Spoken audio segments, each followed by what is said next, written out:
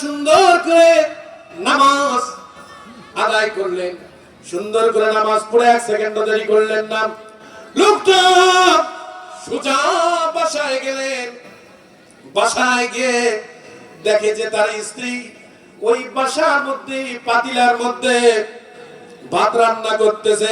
জোরে বলেন সুবহানাল্লাহ।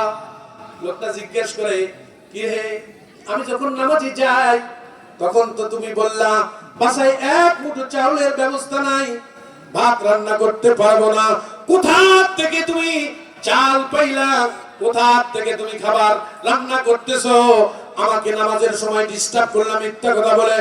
স্ত্রী বলে, প্রাণের প্রিয়তম স্বামী আমার, আমি খোদার কসম কে বলতেছি তোমাকে নামাজের জন্য আমি ডিস্টার্ব করি নাই, আমি যা সত্যি তাই বলেছিলাম।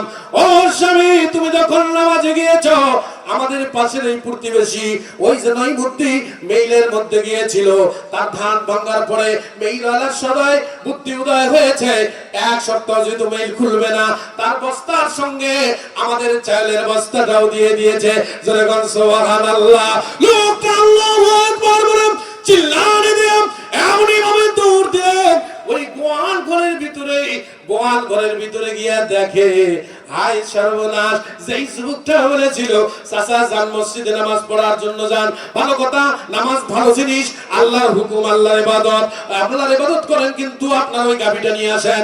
ওই যুবকের কথা মনে পড়ে গেল, হায় রে, আমার গাবিটা মনে হয় বাঘে খাইলো না শিয়ালে খাইলো, সিংহই খাইলো না হনুমানে খাইলো, এটা দেখা দরকার।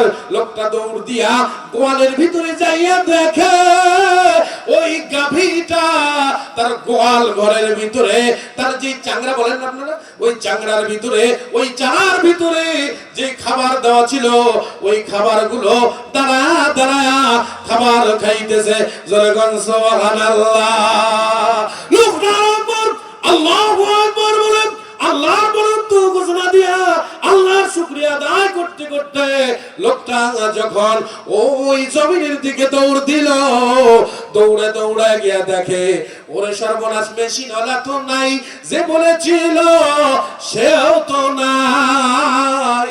কিন্তু আশ্চর্যের বিষয় হলো ওই যে লোকটা বলেছিল ভাই নামাজ পড়তে যান, ঠিক আছে নিষেধ করব না, ও ভাই তবে ওই জমিতে পানি দাও, তারপরে মসজিদে যাও। ওই লোকটা নিজের জমিতে পানি দিয়েছে, কিন্তু আমার জমিতে তো পানি দেওয়ার জন্য আইল কাটে নাই, আমার জমিতে তো পানি দেয় নাই। লোকটা লক্ষ্য করে দেখে ওই লোকটার জমিনে পানি হওয়ার পরে গোটা আইলটা উসাইয়া, গোটা আইলটা টটকাইয়া তার জমিতে পানিতে সয়লাভ হয়ে গেছে। জোরে বলেন সুবহানাল্লাহ।